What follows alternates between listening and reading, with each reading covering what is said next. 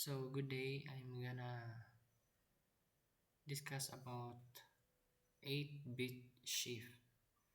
So let's start with this line. So kini siya as always rigyapan siya declaration na ni siya nga line.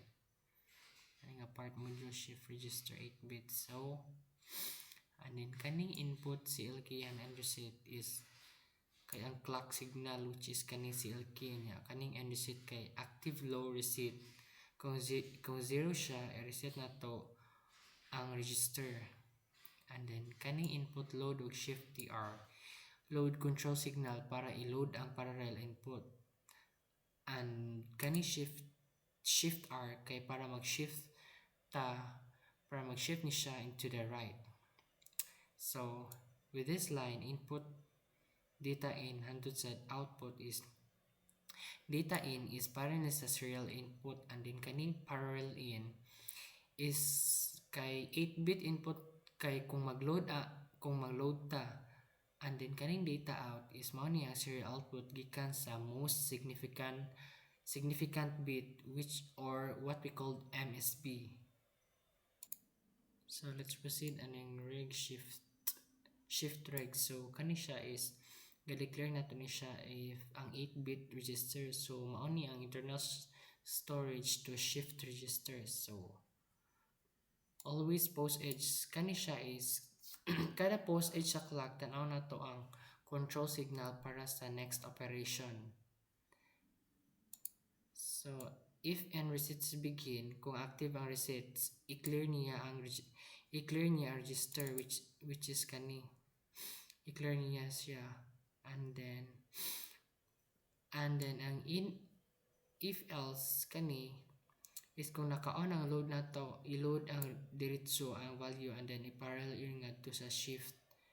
And this line is kung naka-enable ganun shift R, i-shift na to into register and write, and then natin bagong value sa LSB kay gikan sa data in.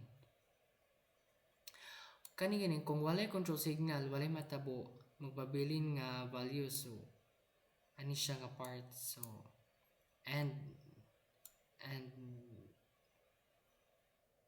always black. So assign data out kay gikan sa MSB sa register, mao ni ang gi-shift out sa serial line. Mao siya pasabot ani and module. So let's proceed to test bench. So ani nga part or ani nga line, gi-declare na to ang input sa signal sa reg ug ang output sa wire. And then as usual, aning so as usual gyapon siya magtagol ni clock kada 10 time units, mao ni ang clock signal sa atong simulation. And then ani nga part initial begin is sa sugod gi-reset na to ang register o gi-set ang tanang control signals to 0. And then kaning 20 and reset is mo ni nga 20 times di-assert ang reset, so which is kani. And then kaning 20 load and parallel in is giload na to ang 101010 ngadto sa shift register. And then kaning 20 load gi-turn off na to ang load. And this part is karon gi-enable na to ang shifting sa unang clock nga serial input which is 1 kani.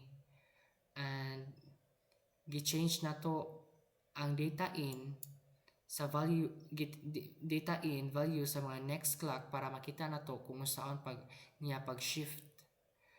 And then kani gi-off na to ang shifting register will hold value, and finish simulation, finish end. And then kani siya is kuan ni para mag-generate ang GTK wave. So here's the GTK wave.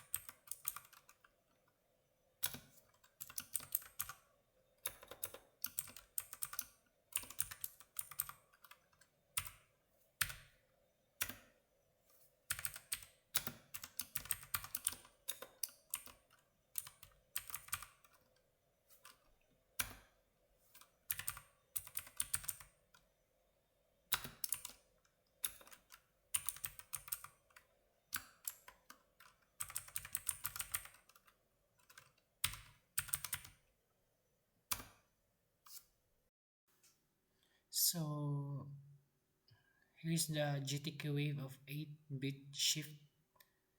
So,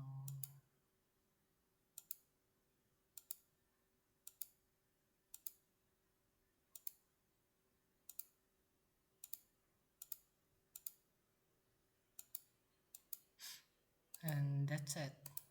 Thank you.